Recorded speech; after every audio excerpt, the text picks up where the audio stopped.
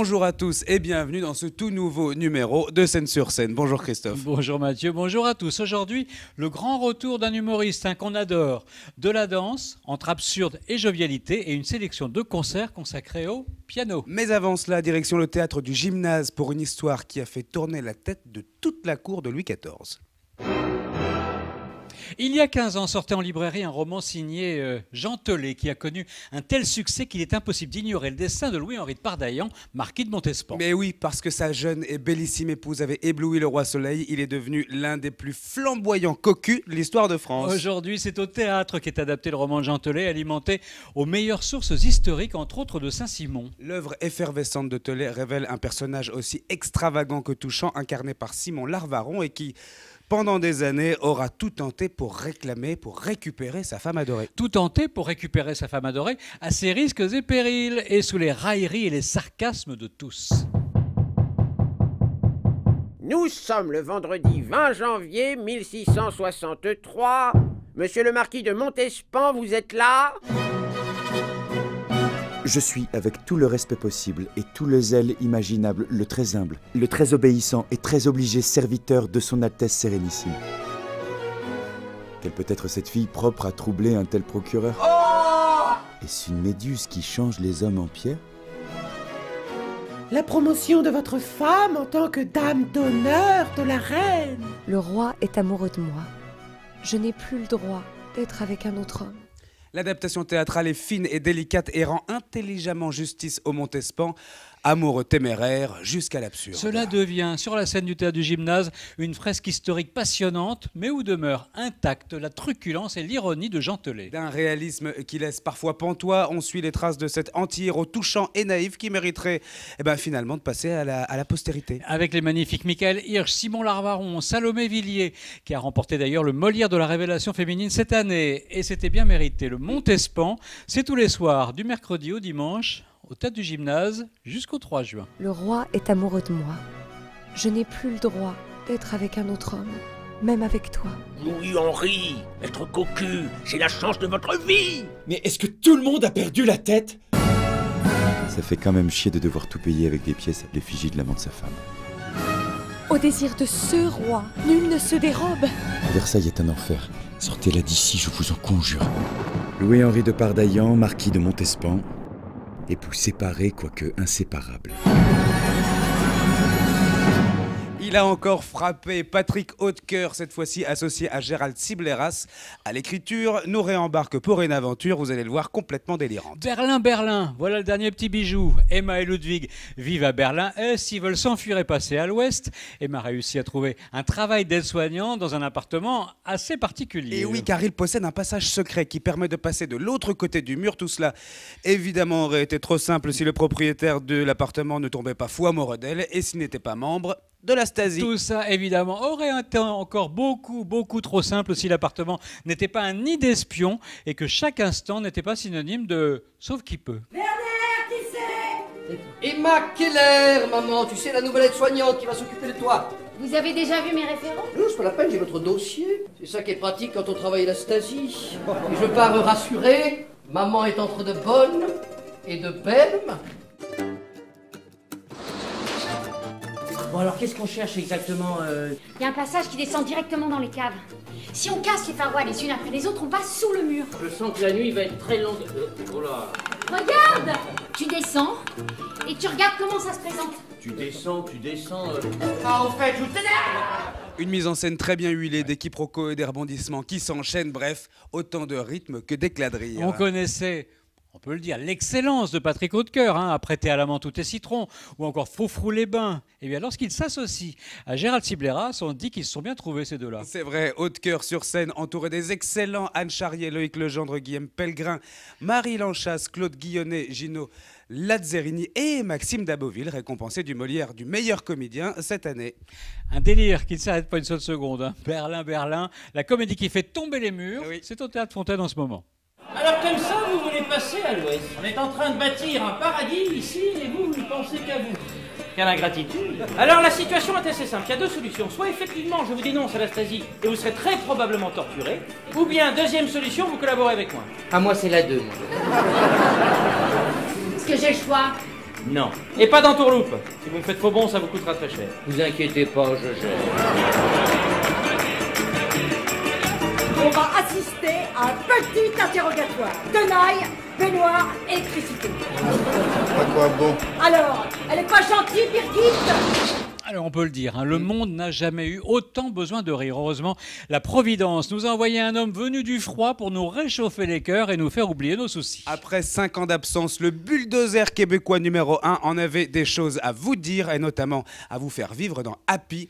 Anthony Cavana est de retour en France et ça se passe à la Gaîté Montparnasse. Depuis plus de 30 ans déjà, Cavana performe en tant qu'humoriste, acteur ou encore chanteur pour le public francophone. Et en revenant sur le devant de la scène, il veut nous montrer qu'il est heureux et surtout nous apprendre à le devenir. Alors non, ne vous inquiétez pas, vous n'allez pas assister à une énième conférence sur le développement personnel. En revanche, quoi de mieux que le rire pour réussir à se dépasser? Et comme Anthony Cavana le dit lui-même, il veut nous rappeler de façon un peu cartoonesque que le bonheur est en chacun de nous. Après 5 ans d'absence, il est de retour en France.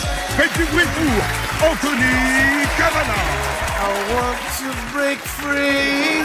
Alors j'ai décidé d'étudier ce que les gens heureux faisaient pour être happy. Ma femme m'a dit, si on se sépare, je demande la garde exclusive des enfants. Je dis, tu fais vraiment tout pour que je te quitte. Je suis allé avec mon fils essayer les dernières montagnes russes au parc d'attractions. Dès qu'on s'est assis, calme-toi papa, on n'est pas encore parti. Alors, le moins que l'on puisse dire, c'est qu'Anthony Cavana est devenu, s'il fallait encore le prouver, un as de la relation avec son public. Un public d'ailleurs qui le lui rend bien et surtout qui commençait à se demander quand est-ce que la bête de scène allait bien pouvoir revenir. Eh bien, il est de retour et qui plus est dans une salle qui semble être faite pour lui, la Gaîté Montparnasse, un temple de l'humour où la proximité avec les spectateurs lui permet d'absolument tout faire avec eux, les titiller, les aimer, les taquiner, les exciter. Ah, ça excitait son public et chatouillait leurs oreilles avec sa voix de stentor. Cavana, il sait faire. Et en parallèle de ce spectacle d'ailleurs, ce beatboxer, ce bruiteur reconnu pour la polyvalence de sa voix, se lance aussi dans la chanson avec son premier EP d'ailleurs, vous le voyez, Finally. On vous l'avait dit, il en a des choses sur le cœur et sur les cordes vocales. Alors foncez-y, Anthony Cavana dans Happy, c'est jusqu'à fin juin à la Gaîté Montparnasse. Ma femme me dit tout le temps, oh mon Dieu, avec toi j'ai l'impression d'être à Disneyland. Parce que tu t'amuses beaucoup? Non, parce qu'il y a beaucoup d'attentes pour une minute de plaisir.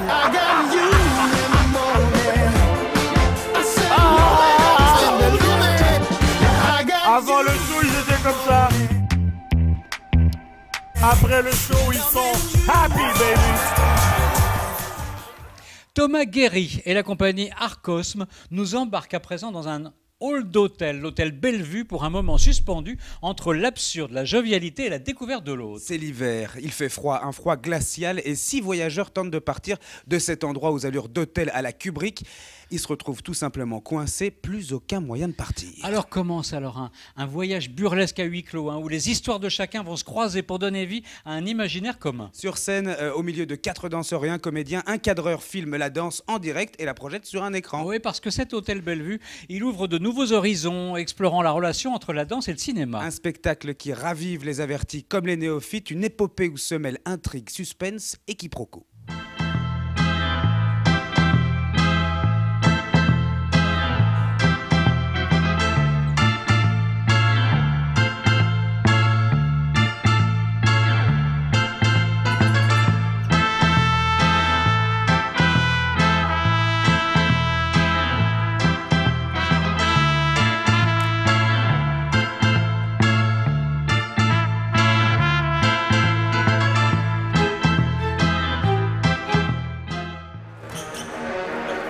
Pourriez-vous m'indiquer la sortie, s'il vous plaît?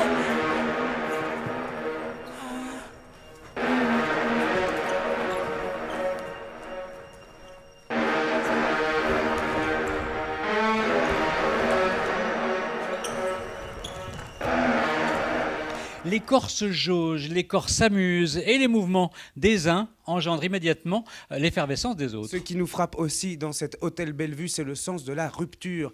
D'une explosion intense et à plusieurs peut en découler un mouvement solitaire, noir, voire décadent. Et c'est un peu la marque de fabrique de la compagnie Arcosme. Depuis sa fondation en 2001 à Lyon, le chorégraphe Thomas Guéry reflète un désir de réunir des personnalités et des univers forts. Tous ensemble, des créations poussées par une vraie curiosité et une soif de renouveler la relation avec le spectateur, notamment grâce à une pluralité des outils scéniques, le chant, chant, le texte, la danse, la musique, le mime, le travail d'acteur et le travail du corps. Et rendez-vous donc à Chaillot. Ce sera du 19 au 22 avril pour une escapade dans ce étonnant hôtel Bellevue.